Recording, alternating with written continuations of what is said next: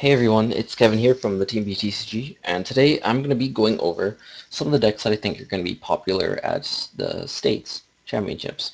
By the time this video goes up, Week 1 will be done, and Week 2 and 3 will be what you guys are looking forward to. Personally, I went to Oregon States for Week 1. I didn't do too well. I played Rails, which I don't know. I think the deck was fine. I drew pretty terribly, but no one wants to hear about that. But let's get going. I'm just going to talk over the decks that, from what I saw and what performed well at week 1, what you should watch out for week 2, what you should consider playing for week 2 at least. I mean, there's other decks, of course, you can play, and there's variations of the decks that you can play that I won't mention. I'll try to mention as much as I can, but just to note, these are just basic lists. I have them all as basic, but so yeah. Anyways, we'll just start with Blastoise, which Blastoise was the deck that did very well at regionals. Deluge lets you put multiple energies in play, multiple water energies in play. It's very good to put on Keldeo, which is a strong attacker, and Black Huron, which is the new addition to the deck from the new set. Black Ballista can do 200 damage, which knocks out any EX Pokemon, which is pretty strong. You do have to discard three energies though, so and you have to play Lightning now, summon Lightning energies to use the attack, but it seems to be worth it because most of the Blastoise lists are playing it. But yeah, attacker-wise, there's no Mewtwo. You took kind of replaced it with Black Hurons. You could take out a Keldeo, add Mewtwo's, or add more Black Hurons if you want. Of course, there's room for variation. I think Keldeo's gone a bit worse than the Blastoise deck. Like, you don't need 3 of them, but, you know, it's whatever you want to play. Trainer-wise, supporters, I mean, you have the basics, all the balls to search out for all the pieces, rare candies. Skyla's a bunch of supporters to get all that stuff. Energy retrievals. The only new thing is Coalesce, which is a draw card that lets you shuffle draw based on the number of bench Pokemon in play, both yours and your opponent's. So I feel like it's a new addition to that. It's a late game draw card. Like before, Juniper was the only late game draw card that would draw you a lot because N wouldn't be good. Bianca would be okay, but I think Coalesce is better late game because you usually will get it for like 5 or 6. Yeah, everything else seems pretty standard. Actually, these are supposed to be tropical beaches. They're supposed to represent tropical beaches. I don't have them online because, well, they don't have them online yet. But I think if you want to play Blastoise, you do need at least 1 tropical beach. 2 is optimal, but it's hard to get 2 nowadays because they're like 150. So yeah, I think if you can't get tropical beaches, you might as well play another deck because I think Blastoise just loses a lot of consistency and reliability if you don't play any beaches. And that's why like Scala is so good to play 4 Scalas, so you can like Scala for beach turn 1. But that's just my opinion. And then the energies at 11 water and 3 lightning. Some people want to play more lightning. I think you could play an energy search if you wanted to, or something like that. But maybe you could play like 10 lightning or 10 water, 4 lightning. But yeah, this is pretty much basic Blastoise. I feel like it's a strong deck.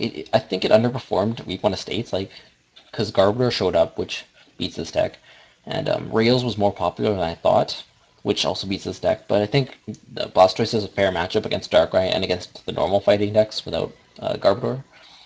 So that's what you want to look forward to. No, I don't want to save it. Okay. Next, let's go to Darkrai. Darkrai is probably the most popular deck.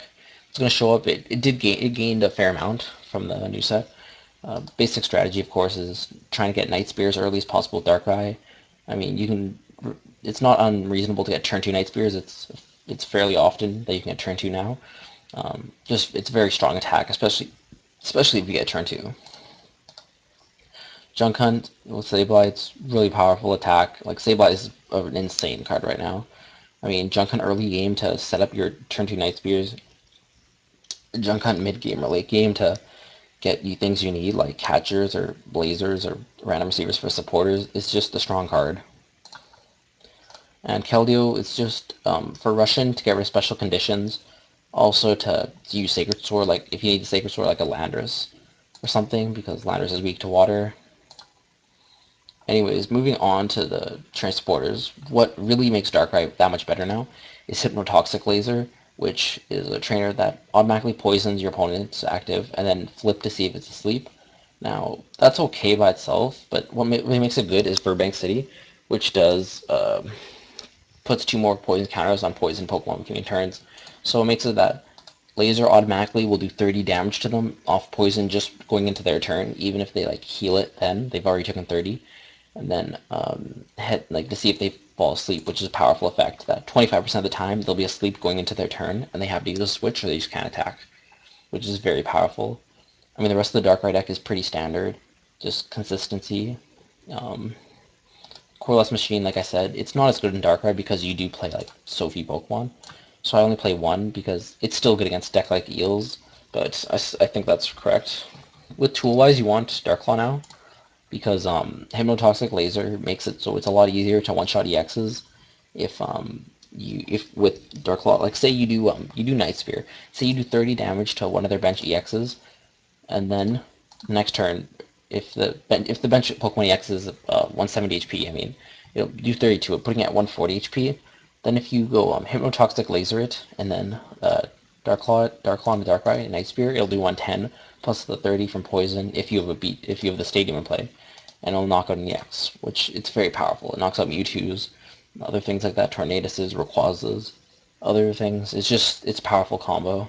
There's other cards like if you play things like Boufflant can knock out 180 HP EXs with the same type of combo doesn't need Dark Claw, but like if you do 30 and then you do Laser and then 120 off of Boufflant, it's strong. So yeah, I just play Darks. You don't need to play Double Colorless in this version. Like I said, some versions play Boufflant or Mewtwo, then you want to play Double Colorless in that, but this is just the straight up consistency version, so yeah, that's Darkrai. I mean, Darkrai it's very fast, so it has the potential to really beat anything just based off of speed. But it does have unfavorable matchups against the fighting decks, with or without Garbodor, just because Hammerhead turn 1 is really bad against you. And Blastoise is not the best matchup. I mean, you can beat it, but if they can keep on getting Black Ballistas, it's easier for them to keep on attacking than for you to keep on setting up new Darkrai's. Anyways, let's go to Rayquaza Eels next.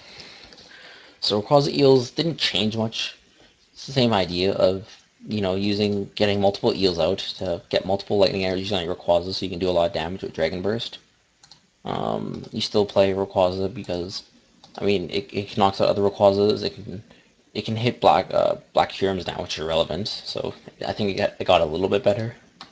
Now you want to play well, at least I personally feel like you want to play this Victini because this Victini can get through Klinklang, which Klinklang makes it so Klinklang's ability is that metal Pokemon can't be knocked out, can't be damaged by attacks from EXs. And this deck is mostly EX attackers other than this. I mean, you could use Eels, but it's not really good. But this is mainly against Klinklang, so you can just like get through that ability, knock out 3Xs like Cobalion, and it pretty much makes Klinklang auto win. It's also fine against like other decks, like doing turn 2 V crate against like a Sableye is good, or doing like turn 2 V crate on an Eel in the mirror or something is good. So there's a lot of versatility in the card and I like it. Pokemon wise is the same. Trainer wise it's mostly the same. Like the balls that search for the Pokemon, most of the trainers are the same. I thought comps are just still good for it. We do, like I said, Coreless is really good in this deck. This is probably the best deck for Coreless because you want to have your bench full all the time. Like, you want to be using a Molga to fill up your bench like early, so as usually by turn 2, you're going to Coreless for at least like 6, which is fine. Like I said, you can only play like 2 because it's bad turn 1, and you don't want to draw them turn 1 because you'll only get like 1 or 2 off of it, but late game you're drawing like 8, and it just feels awesome. So yeah, everything else is pretty standard Eels deck. Energy is just 4 fire, 8 lightning, standard. Like I said, Eels didn't gain too much other than the Corelesses from the new set. There is a Victini EX, which some people want to play. I personally didn't like it because it is 110 HP for an EX, and it only powers up your Rayquazas. But I don't know, I personally didn't find it that good. I'd rather just be using Molgas to like get Pokemon on the bench than powering up my Rayquazas. But that's just personal opinion. So I mean, Eels it has kind of an iffy matchup with the fighting decks and the Darkrai decks. It really depends on if you can like stabilize with Eels and Rayquaza in play. Like if you can get to a point where you have like 2 Eels and a Rayquaza and then like 3 energy in the discard, 3 lightning in the discard, then you can probably make a comeback. But there's a lot of times where a turn 2 Night Spear or like turn 1 Hammerhead can just cripple your start by killing your Eels and Tynamos really quickly, and then you can't set up at all. But This deck does have a good matchup against Blastoise because Blastoise is slower like this. But this deck I feel has it's more sustain and it's just better than Blastoise would be at going late, going long. So yeah, I personally played it and I feel like my list was fine. My list is very close to that one, but I feel like I got fairly unlucky. But like I said, I'm not going to talk about that. Then we'll go to fighting. So first off, basic fighting, which, I mean, fighting, there's a lot of molds to it. This one's just Landorus, Mewtwo, Buffon. There's also like Tornadus you can play, or Tracheon, or some other things. But this one, I just went pure consistency for Landorus because you want to start with it. Because, like I said, Hammerhead's really powerful attack against Darkrai or Eels. Mewtwo and Buffon are just powerful cards, so you just play them. Um, these general fighting decks, they gained Hypnotoxic Laser combo also, Laser and Murbank. And they also got Scramble Switch, which is, I think, fighting decks want Scramble Switch as their ace spec for the most part, because it's just, before you had to play like 4 energy switches and like 4 switches, because they were both powerful effects because you have no energy acceleration. But I feel like Scramble Switch does both of that now, and it's just insane. Like sometimes you'll use it just as a switch, or you'll use it just as an energy switch, but it's totally fine. Like I feel like it's better than a computer search most of the time because you do need to move those energies around or get switch beat. Like I find that the fifth versions of that are just relevant. Like I play less energy switch now because of it, but I find it's good. Otherwise, the trainers are mainly normal, one core less. Like I said, you can't abuse it too much because you play a few basics. Um, EXP share, I started playing with this like recently. I personally find it to be fairly good of a card. Like there's a lot of times where you want to be able to like energy switch to something, but then you know it's gonna die, and then it's gonna like mess up your attacks later on because you can't just keep on continuously attacking. The XP share works that way that you can attack with a Landorus and then next turn be able to attack with something else because even though it got knocked out in EXP share, let the other Pokemon have energy, which is good. And then for DCE and fire fighting, just standard. This deck, I mean, there's different variants to this deck. I personally like more techie variants with more Pokemon, like Tornadus. Then you have to add like another state. You play Tornadus, and you have to play like 2 Tornadus, 2, 3. But this deck, I feel like it's strong against it's strong against Darkrai. It's strong against Eels, and it does have a bit of a rough matchup with Blastoise. But I feel like Blastoise is being less and less played, so that might not be too big of a factor. But it depends where you live. Maybe there's a lot of Blastoise where you are, and this might not be the best deck for you. The last deck, which is one that really just emerged at States as a good deck. Like it's been a deck for a while, but it really didn't show up as being really relevant until States, where like it won a few States and did very well in Top Cut. Is Garbodor. So basically, uh, it's the same style of fighting where you have Landorses and then just Mewtwo's in this one, and then you have Garbodor, which Garbotoxin. If there's a tool attached to Garbodor, it turns off all abilities. This is powerful because it stops Electric's Dynamotors, which stops its energy acceleration. It stops Blastoise's energy acceleration, and it turns off Darkrai's free retreat, which is actually really important for the deck. So it shuts down a lot of decks. And the main point is just to get this like turn 2, shut down their whatever they're doing, their abilities, and then just use powerful attackers like Landorus and Mewtwo to just win the game. It's kind of like a lock deck in a sense. The trainer wise, it's a lot the same. It's a bit harder to fit everything because you do have to play like 6 slots for the Pokemon. Then you have to run like 6 more slots for the Pokemon tools. This tool suite, I just have like 2 of each because those are the tools you're gonna play. I'm not sure what numbers are perfect for the list, but I feel like around 6 tools are good, and it's like these tools you want to be using. So yeah, the deck's pretty standard. The thing with this deck, though, is you do give up a bit of consistency, but there is a chance that if you get a Garbodor set up, it does mess up a lot of decks, and you can't just lock them out of the game, and it feels like 3 wins sometimes. But like I said, sometimes you don't always get the turn 2 Garbodor, or sometimes they are able to catch or knock it out, and you're still in a bad spot. But it did well at state, so it's something to consider, either to play or at least to be able to have a plan against.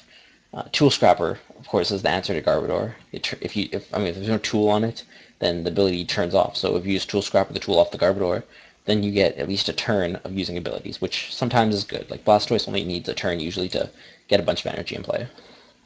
So basically, that's it. Those are the main decks that I'm considering playing, and I'm gonna be like worried about when I go into the tournament. Like I want to be able to beat these decks. Like there's also Kling Klang, which underperformed and it didn't show up that much. I don't think Kling Klang is that good, but who knows? Maybe people just haven't found the right list of it yet. Of course, there's like Darkrai Hydreigon, which is also a deck. There's tons of different forms of these fighting decks that people can play. I'm sure there's other decks I haven't mentioned. Like, I'm just trying to look through here. I don't think Garchomp's that good. Maybe Empoleon. Who knows? Different versions of Darkrai's too, of course. But yeah, that's pretty much it. I mean, uh, for the channel-wise, I'm sorry we didn't put up any videos since regionals, but I'll try to get some deck text or something down at the second week of states in Washington, and the third week will be our own BC states or provincials, and we're going to be recording the later Swiss round and the top cut of that, and we're going to be commentating. So look forward to that. Also, right now I've been streaming personally some Pokemon Online on my Twitch account. I'll put that in the link below, so just click on that and just follow it. Also follow our Facebook page, which it says whenever new videos are coming out or whenever I'm going to stream. So it's a good way to keep in contact with what we're doing and when we're going to be doing things. So yeah, just follow us, like us, subscribe. We like showing us your support. It really helps us keeping us motivated to wanting to do these kind of videos. And of course, give us feedback if you like this kind of video. It's a brief summary of some decks for states. Sorry if it's not too in-depth and feels kind of rushed, but yeah, that's kind of what I'm doing. So I hope you guys all do well at states, of course. I mean, the main point's have fun, and yeah, hope you guys enjoy. See you guys later.